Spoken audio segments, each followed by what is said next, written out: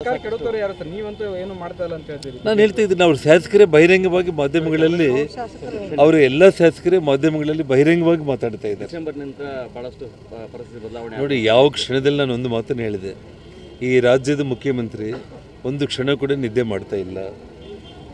ಏನು ಸ್ವಲ್ಪ ಸೌಂಡ್ ಬಂದರೆ ಕೂಡ ಅವರು ಪೈಲಟ್ ಬರ್ತಾ ಇದ್ದೇನಾ ಅಥವಾ ED ಅವರು ಬರ್ತಾ ಇದ್ದಾರಾ, ಇನ್ನೊಬ್ಬರು ಬರ್ತಾ ಇದ್ದಾರೋ ಗಾಬರಿಯಲ್ಲಿ ನಿರಂತರ ಕಿಟಕಿ ತೆಗೆದು ನೋಡುವಂಥ ಪರಿಸ್ಥಿತಿಯಲ್ಲಿದ್ದಾರೆ.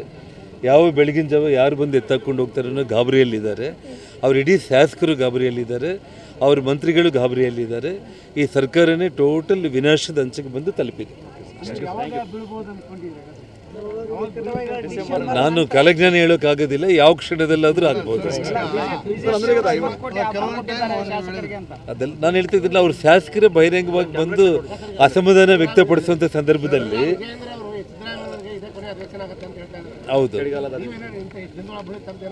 ನನಗೇನು ಯಾವ ಕ್ಷಣದಲ್ಲಾದರೂ ಏನಾದರೂ ಆಗ್ಬೋದು ಅನ್ನೋ ಗಾಬರಿಯಲ್ಲಿ ಮಂತ್ರಿಗಳು, ಮುಖ್ಯಮಂತ್ರಿಗಳು, ಶಾಸಕರು ಇದ್ದಾರೆ. ಸರ್, ಅಧಿವೇಶನ ಆಗುತ್ತಂತೀರಾ ಸರ್ ಅಥವಾ ನೋಡೋಣ, ದೇವರಲ್ಲಿ ನಮ್ಮ ಉತ್ತರ ಕರ್ನಾಟಕಕ್ಕೋಸ್ಕರ ಆದರೂ ಅಧಿವೇಶನ ಆಗಲಿ ಅಂತ ಪ್ರಾರ್ಥನೆ ಮಾಡೋಣ ಅಷ್ಟೇ.